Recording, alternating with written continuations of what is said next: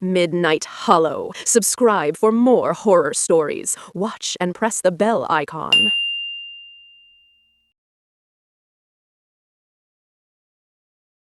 My name is Ina. I didn't plan to be alone in Black Hollow Forest that night. No one ever plans for a place like that.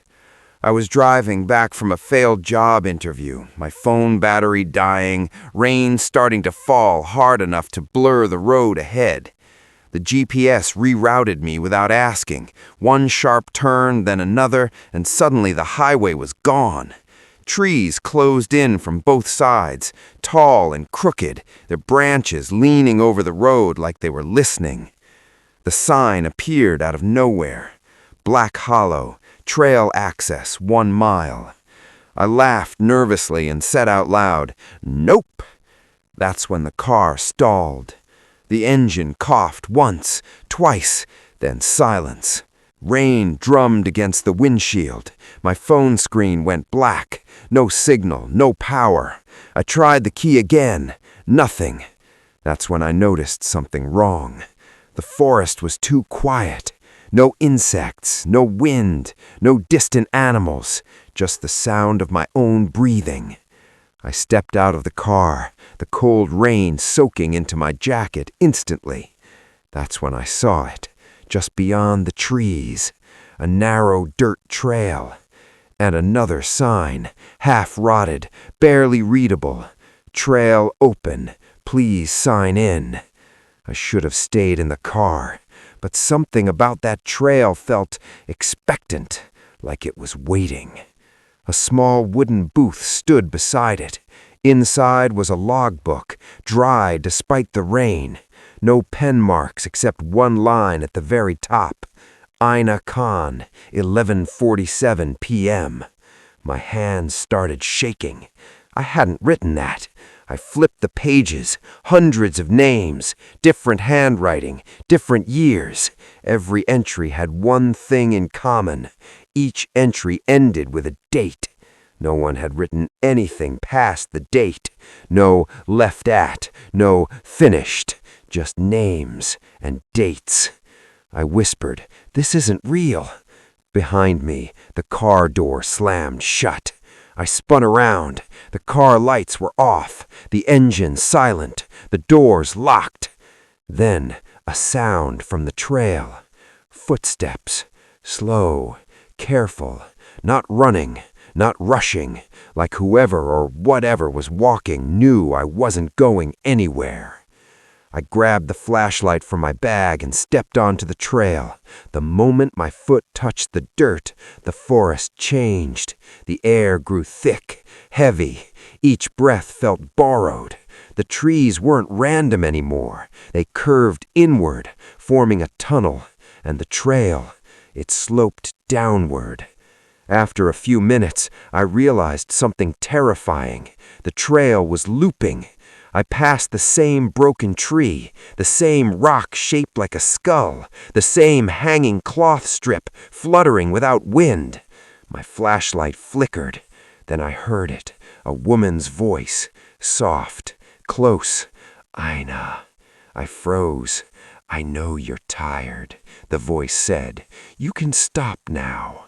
I turned slowly. There was no one there. Then I noticed something worse. Footprints in the mud, bare feet, walking behind me. I ran.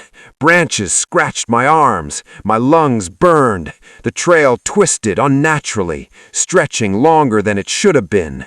Then, suddenly, lights. A small clearing. A cabin. Warm yellow light spilling from the windows. I burst through the door without knocking. Inside, the cabin looked lived in, clean, normal. A woman stood by the table, late 30s, calm eyes, gentle smile. "You made it," she said. I choked out, "Where am I?"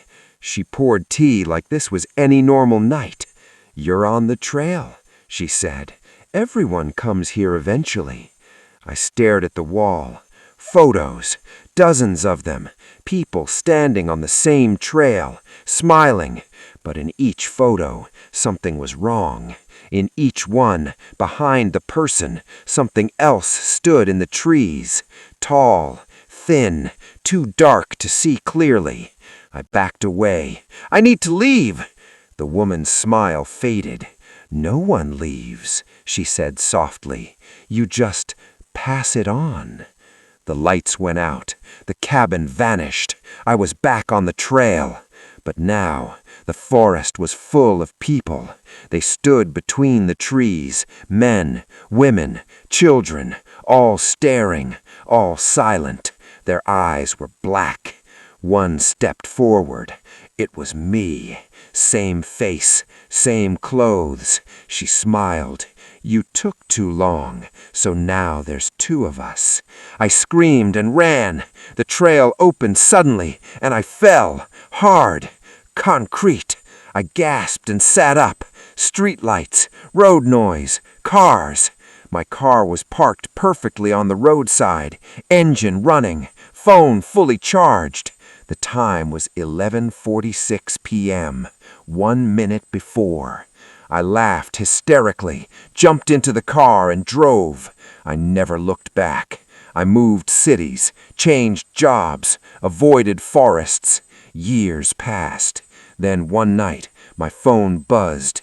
A message from an unknown number. Trail open. Please sign in.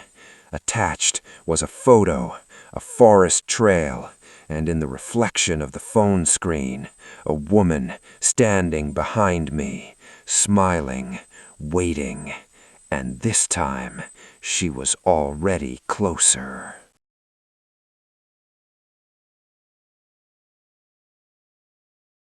My name is Laura Mitchell, and I used to work the night shift at a call center that no longer exists. The building stood in downtown Chicago, old concrete, narrow windows, 7 floors tall. During the day it looked harmless, boring even, but at night it felt like the building was holding its breath. Most employees avoided the night shift, too quiet, too empty, but I needed the money. By 1:30 a.m., only 5 of us were left on the entire floor. By 2, just me. I liked the silence at first. No supervisors, no noise, just the hum of fluorescent lights and the glow of my monitor. At exactly 2:17 a.m., my headset beeped. Incoming call. I frowned. The system automatically shut down external calls after 2. I clicked accept. Static filled my ears. Then breathing, slow, wet, like someone holding the phone too close to their mouth. Hello? I said. The breathing stopped. Then a man's voice whispered, You shouldn't be here, Laura. My stomach dropped. How do you know my name? I asked. Silence. Then the call disconnected. I told myself it was a prank, some glitch, some idiot rerouting a line. Still, my hands were shaking. I checked the call log. No record found. At 2:19 a.m., my headset beeped again. Another call. Against my better judgment, I answered. This time, the voice was clearer. A woman, crying. They locked the doors, she sobbed. Please, don't leave me here. I swallowed. Ma'am, where are you calling from? Floor 7, she said. I froze. I was on floor 7. There's no one else here, I said slowly. The crying stopped instantly. The voice changed, flat, cold. Yes, there is. The lights flickered. I stood up, heart pounding, and looked across the empty rows of cubicles. Every chair was empty, except one. At the far end of the room, a headset hung slightly off a chair, as if someone had just stood up. My phone buzzed. A notification from internal security. Motion detected. Floor 7. I whispered. No, no, no! Then came footsteps, not running, not walking, dragging from the far end of the floor. I ducked behind my desk, barely breathing. The footsteps stopped. Then a voice right behind me. Laura, you answered. I turned. No one, but the headset on my desk was warm, still buzzing. Another call. The screen lit up on its own. Caller ID, Laura Mitchell. I backed away, shaking. I didn't call, I whispered. The voice answered from the headset. I did. The lights went out. Complete darkness, except for one thing. Every computer screen turned on at once. Each screen showed the same image, security camera footage, me standing, alone, but behind me, something tall, thin, its face pressed too close to the camera, smiling. The emergency lights snapped on, red. I ran for the elevators. Button didn't work. Stairs. I slammed through the door and ran down. Floor 6, 5, 4. My footsteps echoed too loudly. On floor 3, I heard something else. Footsteps above me, matching mine, perfectly timed. I stopped. They stopped. I screamed and ran again. Floor 1. The exit doors were chained shut. A sign hung crookedly on the glass. After hours access disabled. My headset crackled. The woman's voice returned. They said you'd stay if you were polite. What do you want? I sobbed. To switch places. The emergency lights flickered and went dark. I felt hands on my shoulders, ice cold, pulling me backward. I screamed and woke up. Daylight, hospital room. A nurse told me I was found unconscious outside the building. The call center closed permanently 2 weeks later. Electrical fire, no bodies found. I quit night jobs, avoided silence, slept with the TV on. Years passed. Last night, my phone rang at 2:17 a.m. Unknown number. I didn't answer. The voicemail appeared instantly. One word, spoken in my own voice. Accepted. And somewhere far away, a headset started ringing.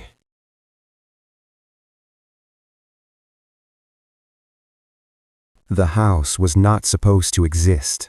Laura first saw it through the trees, a crooked shape half swallowed by fog and branches, as if the forest itself was trying to hide it. The road that led there had disappeared miles ago. No signs, no signal, just dirt, roots, and silence. Ina stopped the car and turned off the engine. "Tell me you see it too," she said quietly. Laura nodded. "Yeah, I see it." They had come for one reason: isolation.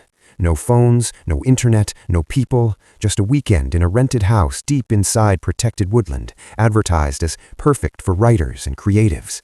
Laura needed quiet. Ina needed to get away from everything she refused to talk about. The moment they stepped out of the car, the forest closed around them. Tall trees, no birds, no wind. The silence felt wrong, not peaceful, watchful.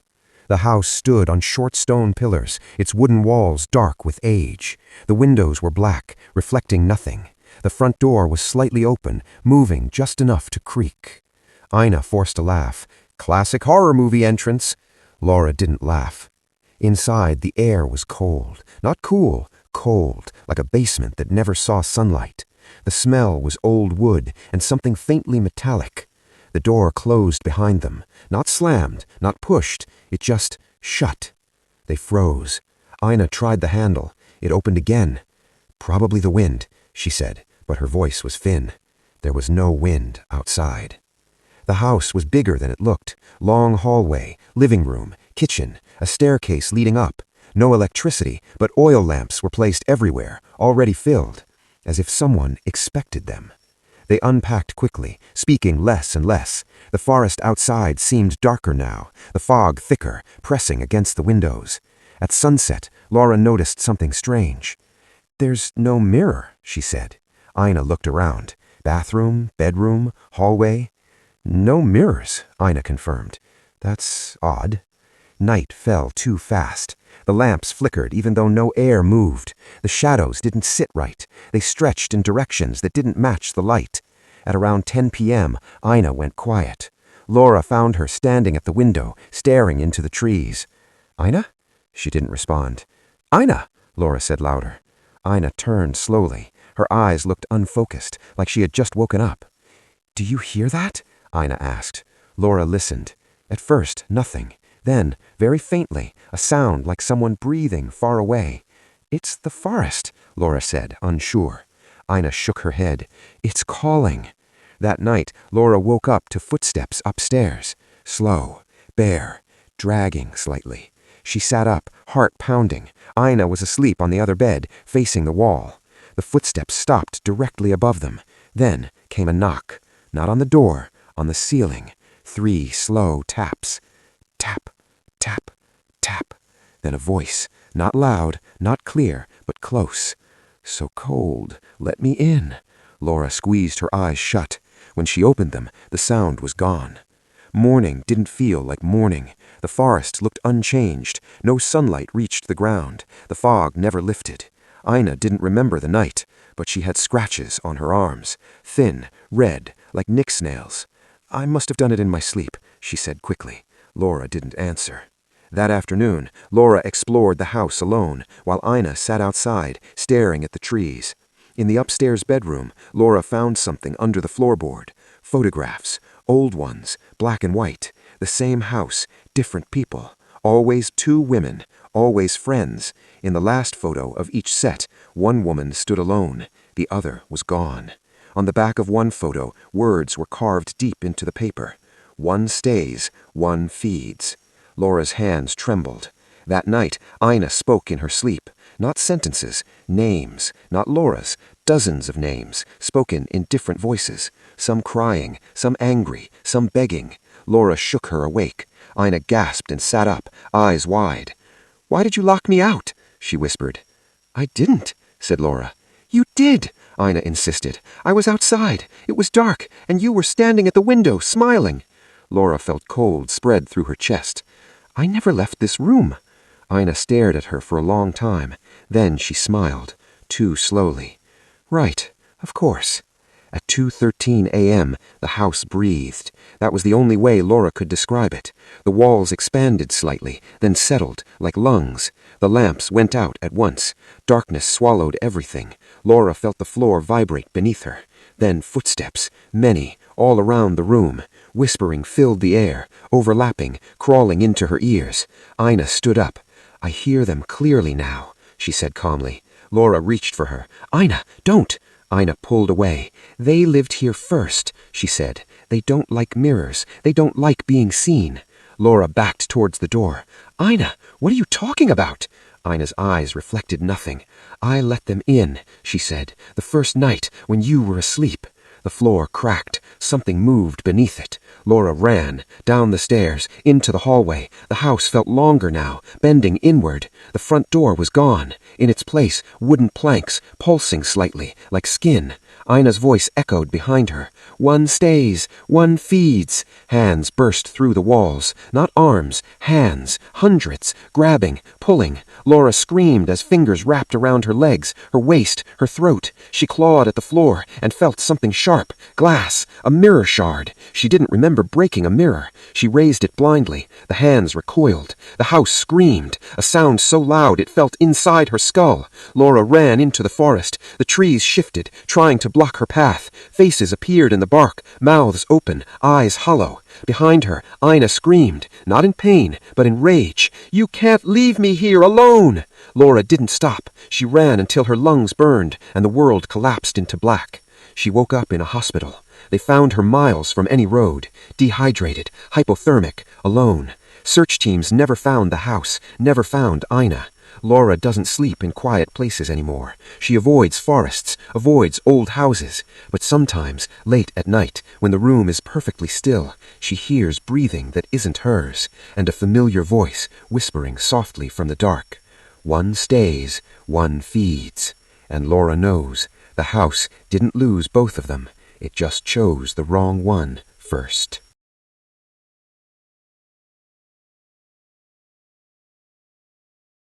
The first rule Eli wrote on the whiteboard was simple. Never listen to the audio after midnight. She broke it on the third night. Eli worked as a digital archivist for a private company in the U.S. that recovered corrupted data from abandoned servers.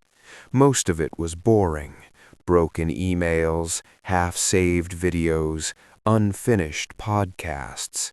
The job paid well because no one wanted the night shift. That week, a sealed hard drive arrived with no sender name, just a warning label printed in black. Do not restore. Do not play. Her supervisor laughed it off. Probably marketing drama. If it boots, you archive it. So Eli plugged it in. The files were strange. Hundreds of audio clips, all labeled with timestamps instead of names. No dates, no formats she recognized. Each file was exactly 3 minutes and 17 seconds long, every single one. She played one at 9:42 p.m. At first it was static, then breathing, slow, uneven. Then a woman's voice whispered, calm and close to the microphone, "If you can hear this, you're already late." Eli frowned and stopped the audio. Creepy, sure, but she'd heard worse. She made the mistake of copying the files to her workstation. At home that night, Eli dreamed of sound, not images, not faces, sound. Footsteps behind her that stopped when she turned, a voice calling her name slightly wrong, like someone who had only read it, never heard it spoken. She woke at 11:59 p.m. Her laptop was open. An audio file was playing. She was sure she hadn't pressed play. The same breathing, then the voice again, clearer now. "You moved us." Eli slammed the laptop shut. The next day, she checked the office logs. Her keycard showed entry at 12:06 a.m. She hadn't come back to work. At least, she didn't remember doing it. That night, curiosity won. At 11:58 p.m., she sat in front of the laptop, lights on, phone recording. At exactly midnight, the laptop turned itself on. A new file appeared. Timestamp 00:00:00. She didn't press play. The audio started anyway. This time there were multiple voices, overlapping, whispering at different speeds. "You hear us better now. Your walls are thin. Don't pause." Then something new. A sound like fingers tapping glass, from inside the audio and from inside her room. Tap, tap, tap. Eli spun around. Her window was closed. The tapping was coming from her headphones. She ripped them off. Silence. Her phone was still recording. When she played it back, there was no tapping, just her own voice, whispering softly, "I know you're there." She didn't remember saying that. The following days blurred. Eli stopped sleeping normally. Every time she closed her eyes, she heard fragments of the audio, sentences cut in half, voices speaking backward, her name repeated like a test. At work, she noticed something worse. The files were changing. The timestamps were no longer identical. They were syncing with her routine. One file appeared labeled 2:14:33, the exact moment she usually woke up. Another, 18:09:10, the time she left the office. The newest file had no timestamp at all, just a name, Eli. She didn't open it. That night, the building's power went out. Emergency lights flickered on. Her laptop battery stayed at 100%. The screen lit up by itself. The file named Eli opened. No static this time, no breathing, just silence, so quiet it hurt. Then her own voice played back, calm, clear, terrified. They learned how to sound like us. If you can hear this, don't trust the pauses. They move in the gaps. Eli staggered back. "That's not me," she whispered. The audio in the voice continued. "We thought they were recordings. They're not. They're rehearsals." Behind her, the room went cold. Not air conditioning cold, empty cold, as if sound itself had been removed. She noticed then her reflection in the dark screen lagged behind her movements by half a second. She raised her hand. The reflection followed late. The audio whispered, "Syncing complete." Eli ran, down the hallway, into the stairwell. The emergency lights buzzed, their sound stretching unnaturally, warping like it was being dragged through water. Every footstep echoed twice, once normally, once delayed.